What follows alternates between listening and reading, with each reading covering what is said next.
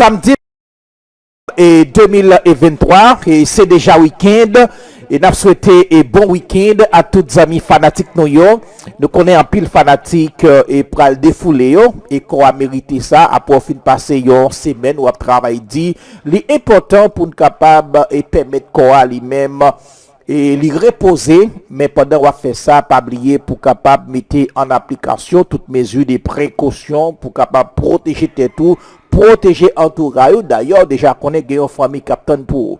Nami Koa, c'est toujours serviteur aux amis, au merci Dieu. Et toute équipe là nous déjà motivé et mobilisé malgré ces week-ends pour nous capables de porter pour la caillou, quel que soit côté ou connecter plateforme Nord et toute nouvelle et cap fait actualité. Matin, nous pas un journal créole méga matin, mais nous porter pour journal Infovision et qui passait sur Radio Vision en 2000.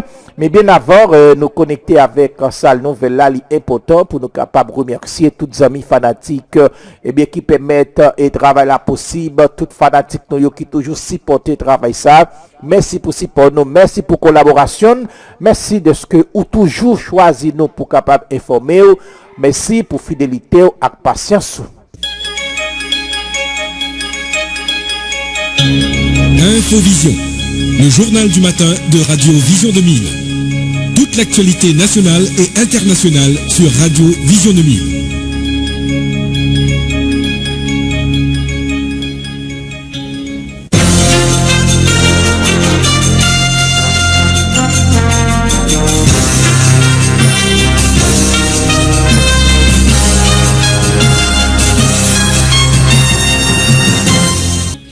Merci de passer un bout de votre matinée à mes côtés. Bonjour à tous et bienvenue dans la dernière livraison du journal Infovision pour cette semaine. Au sommaire de cette édition, le ministre kenyan des Affaires étrangères, Musalia Mudavadi, doit effectuer une visite à Port-au-Prince la semaine prochaine dans le cadre des préparatifs pour le déploiement de la mission multinationale en Haïti, selon le journal Standard du Kenya. Le secrétaire du cabinet de l'Intérieur, Kitore Kindiki, cité par The Standard, a déclaré jeudi au Comité national de sécurité d'administration que la délégation dépêchée en Haïti en août dernier avait établi que la mission visant à démanteler les gangs serait viable. Rebondissement dans le dossier du trafic d'armes et de munitions impliquant l'église épiscopale d'Haïti, alors que le commissaire du gouvernement de Port-au-Prince a interjeté appel de l'ordonnance du juge Martel Jean-Claude. Le greffe du TPI affirme qu'aucune déclaration d'appel n'a été retrouvée dans les registres destinés à cet effet.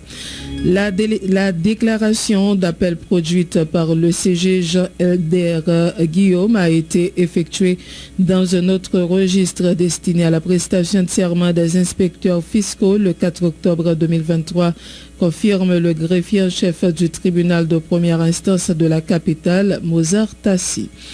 La Cour d'appel devrait tout simplement déclarer irrecevable cet appel du fait qu'il n'a pas été fait dans le délai prévu par la loi, selon le directeur exécutif du RNDDH, Pierre Espérance.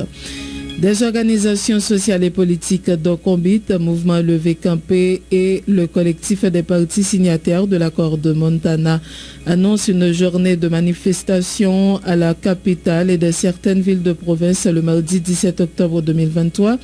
Il s'agira entre autres de continuer à dénoncer le climat d'insécurité et réclamer le départ du Premier ministre Ariel Henry.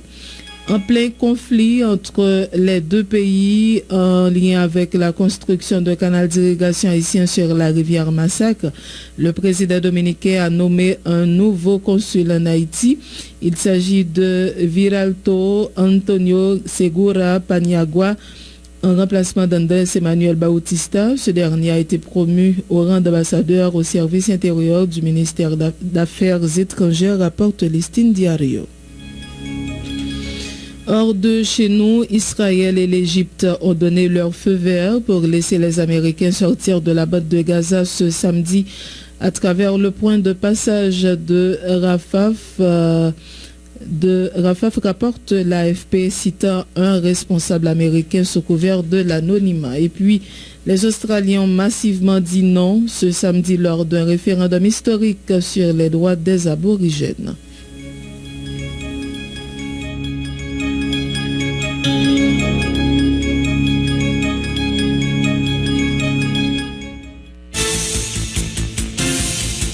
Être informé, c'est bien, mais être bien informé, c'est encore mieux. À Radio Vision 2000, l'information, c'est notre métier. L'information, c'est notre passion. Sport, culture, politique, information nationale et internationale, reportages, interviews, commentaires et analyses. Suivez l'info sur Vision 2000. En français, en créole, l'information déclinée sur tous les tons. Informer, c'est notre métier. Informer, c'est notre passion. Benja Pierre sur les manœuvres techniques à l'antenne, Marie-André Bélange. Vous suivez Infovision, le magazine matinal de Vision 2000. Bienvenue dans le développement du journal. Le ministre kenyan des Affaires étrangères, Musalia Mudavadi, doit effectuer une visite à Port-au-Prince la semaine prochaine dans le cadre des préparatifs pour le déploiement de la mission multinationale en Haïti, selon le journal Standard du Kenya. Le secrétaire du cabinet de l'Intérieur, Kitore Kindiki, cité par The Standard, a déclaré jeudi au Comité national de sécurité et d'administration que la délégation dépêchée en Haïti en août dernier avait établi que la mission visant à démanteler les gangs serait viable.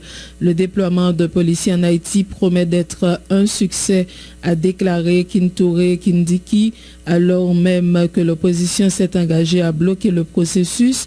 L'inspecteur général de la police, Jaffe Kome, a fait savoir que l'équipe comprenait son adjoint Nour Gabo, des officiers supérieurs et des représentants des ministères de l'Intérieur et des Affaires étrangères.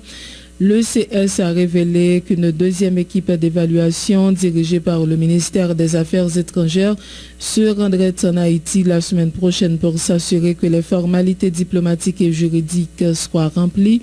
Nous faisons preuve de diligence raisonnable et les visites visent à garantir que nous disposons d'une évaluation complète avant que des mesures juridiques ne soient engagées, a déclaré Kindiki au comité. Kindiki a indiqué que le Conseil national de sécurité présidé par le président William Ruto écrirait au Parlement pour demander l'approbation du déploiement conformément à l'article 240 de la Constitution. Le déploiement de la mission multinationale de soutien à la sécurité en Haïti ne permettra pas de résoudre le grave problème d'insécurité auquel le pays est confronté, selon Pierre Espérance. Il dénonce la complicité des autorités haïtiennes et de la communauté internationale avec les gangs armés.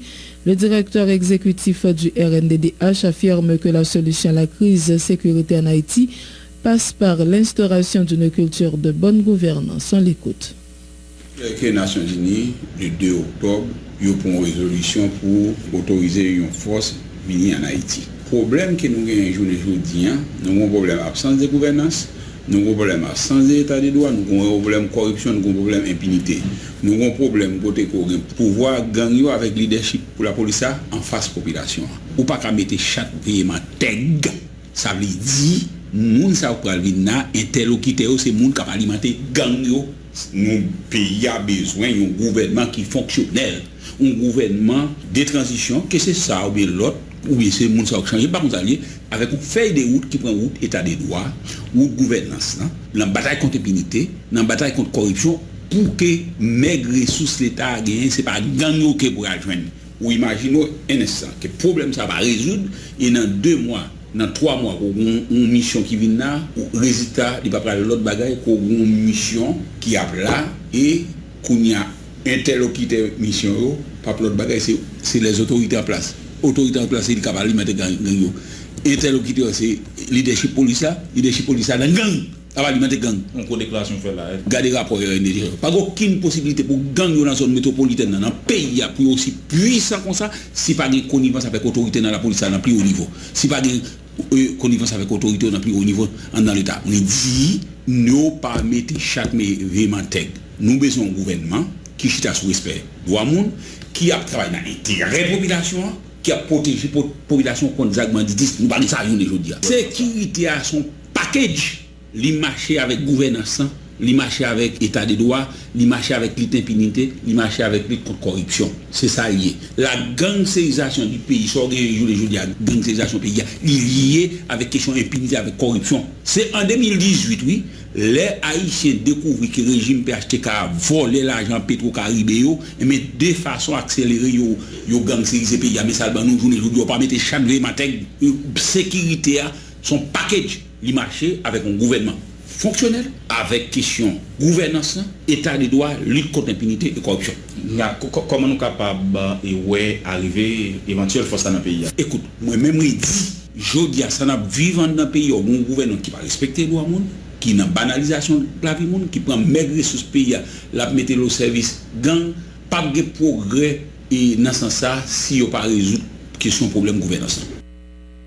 Le coordonnateur du collectif du 4 décembre, Jean-Robert Ergan, juge affligeant que les autorités en place se soient concentrées uniquement sur une force étrangère alors que l'embryon de l'armée nationale et la PNH pourraient résoudre le problème de l'insécurité si elles étaient dotées de moyens nécessaires. Jean-Robert Ergan répondait à Marie-Lucie Bonhomme-Aupont. On a vu le fait écrit Premier ministre. On a dit que oui, on nous voit que la police nationale probablement dépassée quelque part par les bagages au fait la situation janvier. Et nous dit que c'est pas sérieux de remettre à la police nationale ce que le militaire ou l'armée devrait pouvoir faire. Pour pas qu'après police, pour pas ce travail militaire. Et dans ce cas de ça, nous pensons que c'était un deal pour que l'injuste que la guerre, tout le bagage là sous le qui c'est chef de la police. C'est lui qui est responsable de tout bagaille là. Il n'y a pas qu'à pour ça sous dôle pour parler du pays. Nous avons constitutionnellement deux forces légales. Nous sommes les forces armées d'Haïti et la police nationale. Donc avant même côté essayer de mon étranger venir résoudre le problème pour devoir, c'est faire ça que vous faites là, pour force qu'on ait la caillou, tout ça a besoin pour même répondre à problème, à situation. Ou pas qu'à ignorer forces militaires par eux, qui sont les forces armées d'Haïti, et pour après les forces militaires étrangères d'une seule. Ce n'est pas acceptable. Ce n'est absolument, c'est insultant pour notre institution qui est l'armée d'Haïti. Et c'est peut-être ça que nous sommes venus avec une idée et nous avons 11 avril, nous avons M. Ariel Henry, Premier ministre nommé, enfin, positionné par l'international. Pour le dire, nous suggérons que vous mettez en place un haut état-major de crise. Parce que c'est en guerre que nous y contre des terroristes. Au état-major de crise qui a certainement représentants de l'armée, représentants de la police et des représentants de la société civile, parce que la société civile est celle qui paie les conséquences de toutes les conséquences qu'il a. Donc, pour l'état-major de crise, ça, c'est la gestion de sécurité dans le pays. Nous. Et retirer de tutelle de un ministre qui joue territoire perdu, de Brindon connaît, avec un premier ministre qui a dit non, et vous m'appelez le cas. Non. Laissez ceci à des techniciens et retirez-vous de cette tutelle de force égale. Et ça tabaye, je dis là, on a dit un état-major de crise qui fait avec des hommes valants, compétents, qui t'a qu'à résoudre le problème, qui t'a qu'à d'abord commencer à remettre l'armée d'Haïti à souquer. D'ailleurs, entre parenthèses, au moins, nous faisons un effort semaine ça, et continuons, moi qui au moins, nous commençons à faire un appel pour bien de nouveaux cadets pour le mois d'octobre. C'est-à-dire que commencer à pour oxygéner l'armée d'Haïti. Bon, cela mis de côté, nous dit que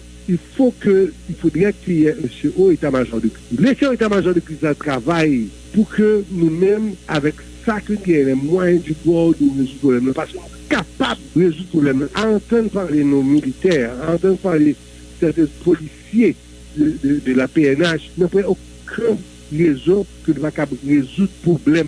Ça, si nous le faisons normalement. Maintenant, appeler l'international pour le faire, nous pensons que c'est passé à côté. Parce que ce n'est pas eux qui peuvent résoudre le problème. Le problème, c'est un problème. La carrière, c'est un problème qui est profond. Parce que quand vous voyez l'armée de façon, parce que c'est qu'on dit, c'est une insulte à l'institution qu'on gagne. Quand l'autre l'armée pour remplacer l'armée par là, alors qu'on ne peut pas l'armée par là, on cherche pour le lancer. Nous pensons que, vraiment, il faut que nous parlions vraiment priorité à Force armée d'Haïti et PNH.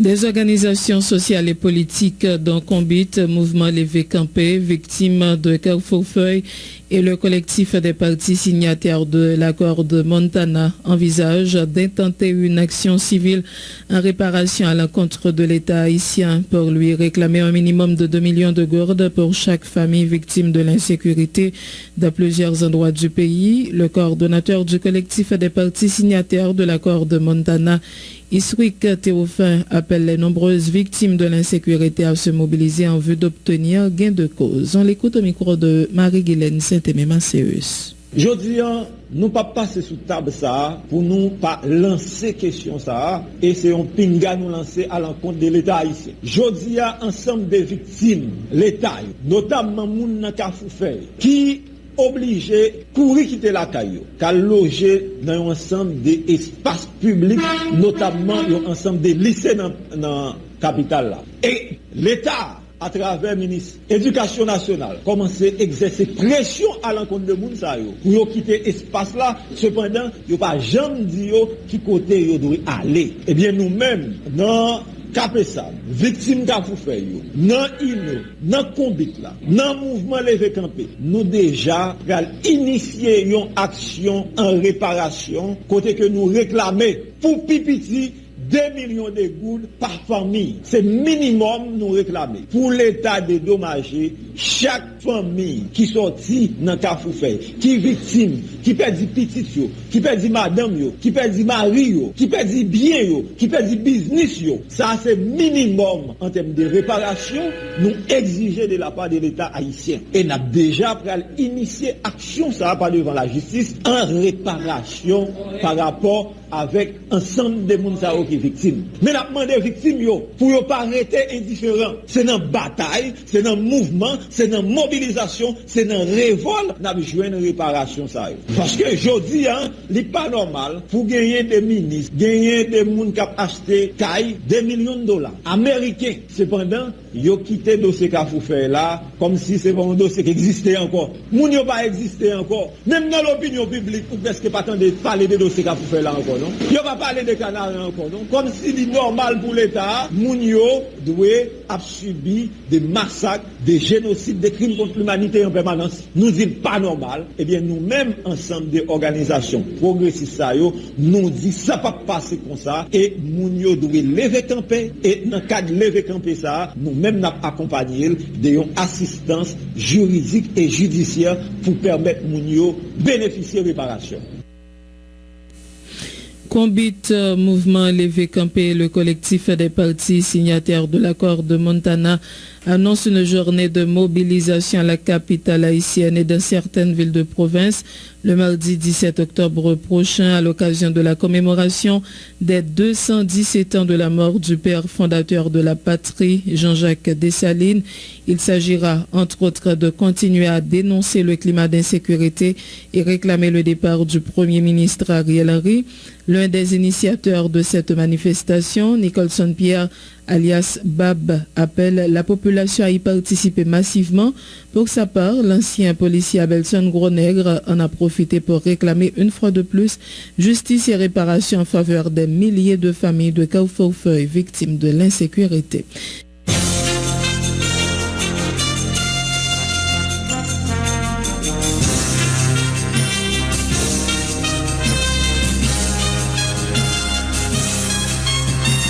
Merci à toutes amis fanatiques, merci à tout auditeurs qui étaient pratichés bayo pour être capable d'informer avec et plateforme PIA, plateforme Maman Pemba et voilà Kai, nous comptons pour nous être capable ensemble avec pour nous présenter édition nouvelle ça. Mais bien avant que nous camper, nous mettions un thème définitif, en alphon voyage garder pour nous qui ça journal le Nouvelliste publié pour jeudi samedi. Rivière massacre, la population cotise pour construire le canal. Une conférence débat sur l'impact de l'intelligence artificielle sur le corps des métiers. Rivière massacre, des confédérations syndicales internationales souhaitent la reprise du dialogue. plus de 2400 personnes tuées dans les violences armées depuis janvier 2023 selon l'ONU. Mission d'appui à la sécurité en Haïti, toujours pas de vote au Conseil de sécurité de l'ONU. Budget 2022-2023, et si on est demandé des comptes au gouvernement. Maître Patrick Pierre-Louis, nouveau bâtonnier de l'ordre des avocats de Port-au-Prince. 5e année consécutive de croissance économique négative, l'analyse de Thomas Lalime. Le PM Ariel Ri visite les locaux du CEP à Pétionville. Des organisations politiques tentent de s'organiser pour mieux peser dans les négociations. Béatrice Dalencourt et Tunier, une spire passionnée. Et puis, nous avons gagné tout neuf, un second album pour Woody Woodboy. Canal sur la rivière Massacre, des agents de la BESAP et des membres de la population en protecteur des travaux. Football, Haïti ne va plus disputer ses matchs internationaux en République dominicaine. J'ai très peur. Le dernier message de l'haïtienne à son frère avant d'être violée par un agent de l'immigration dominicaine. L'ONU est loin, très loin de la réalité haïtienne. Affrontement sanglant entre gangs armés à Pétionville. Limonade, l'Université d'État d'Haïti lance l'Institut de développement durable des régions. Crise haïtiano-dominicaine, le MCI et les chambres du commerce s'accordent sur des solutions. Ça, c'est quelques parmi titres que le journal Le Nouvelliste a publié pour aujourd'hui. À nous comptons pour nous être capables ensemble avec, pour nous être capables d'informer sur diverses informations et qui fait actualité dans le pays d'Haïti. Restez connecté sur plateforme Paola, plateforme Maman Pemba et Voilà Caille pour capable toujours informer, pour toujours connaître qui ça a passé dans le pays d'Haïti. Passez un très bon journée samedi, passez un bon week-end accompagné des plateformes Paola.